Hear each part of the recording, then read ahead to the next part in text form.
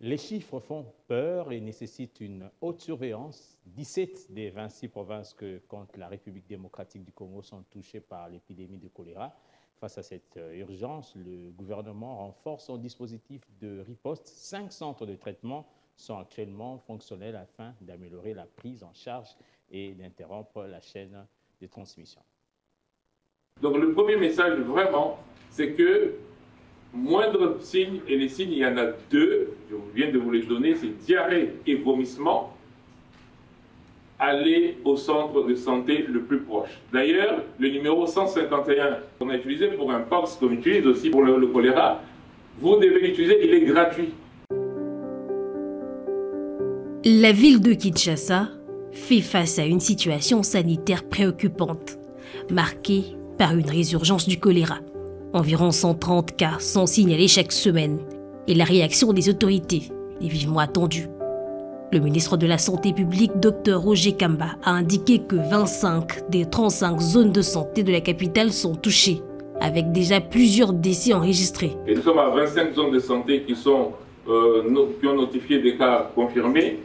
Cependant, pour la ville-province de Kinshasa, de manière très précise, on a 130 à peu près cas qui sont déclarés chaque semaine. Ils sont malheureusement accompagnés souvent aussi des décès.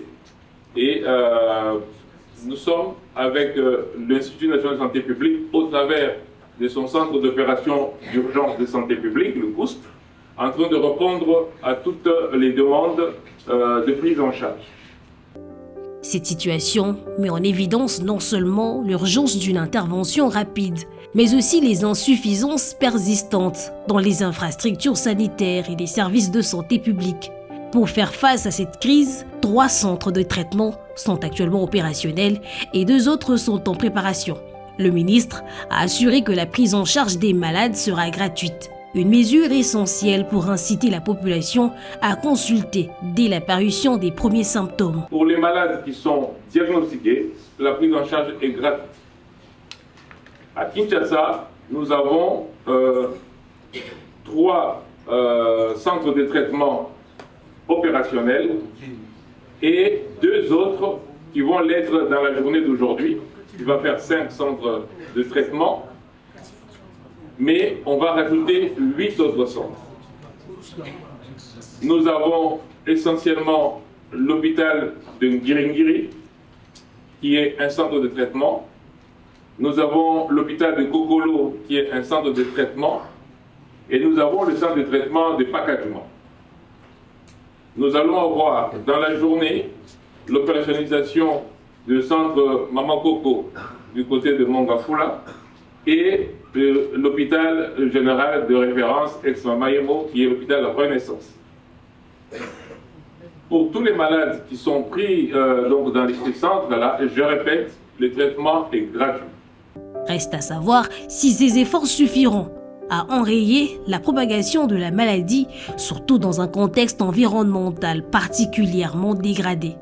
Le choléra, provoqué par la batterie Vibrio cholerae, constitue une menace sérieuse pour la santé publique, notamment dans plusieurs territoires de l'Est de la RDC. Classée parmi les maladies endémiques dans le pays, l'épidémie sévit fortement dans les provinces de l'Ituri, du Nord Kivu, du Sud Kivu et du Tanganyika. Depuis janvier 2025, plus de 18 000 cas ont été recensés avec 350 décès selon des sources onusiennes. Ces taux de létalité évalués à 2% dépassent largement le seuil de 1% recommandé par l'Organisation mondiale de la santé. En février, l'ONU s'est dite préoccupée par l'aggravation de l'épidémie à Goma. Un mois plus tard, Oxfam signalait une recrudescence des cas de choléra, de mpox et de rougeole, alimentés par les conflits et la suspension de l'aide américaine. Comme souvent, les fortes pluies et les inondations jouent un rôle déterminant dans la montée des cas. Elles détériorent les infrastructures, contaminent les sources d'eau et accroissent le risque de maladies hydriques. Le choléra se transmet principalement par la consommation d'eau ou d'aliments contaminés, le manque d'accès à l'eau potable et un assainissement adéquat créent un terrain favorable à sa propagation. Avec cette situation, vous voyez que les cas de choléra ne font que s'ajouter du fait que la population va s'approvisionner au niveau du lac et au niveau de la rivière Lukuga, là où il y a les points bien sûr de chloration.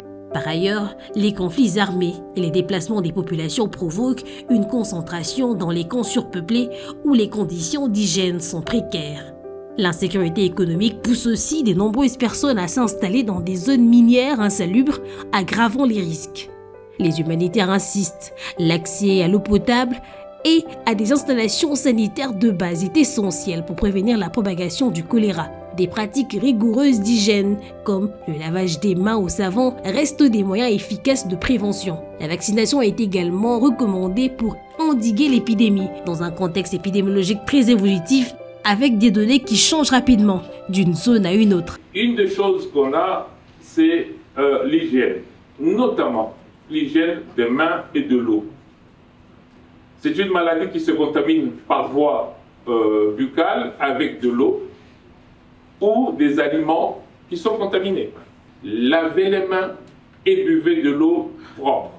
La situation à Kinshasa illustre bien les défis multidimensionnels auxquels sont confrontées de nombreuses villes africaines. La résurgence du choléra, aggravée par des inondations, révèle l'urgence qu'une approche intégrée pour faire face aux problèmes de santé publique et d'infrastructure. Une mobilisation rapide, coordonnée et durable des autorités s'impose pour protéger les populations et améliorer les conditions de vie dans la capitale congolaise.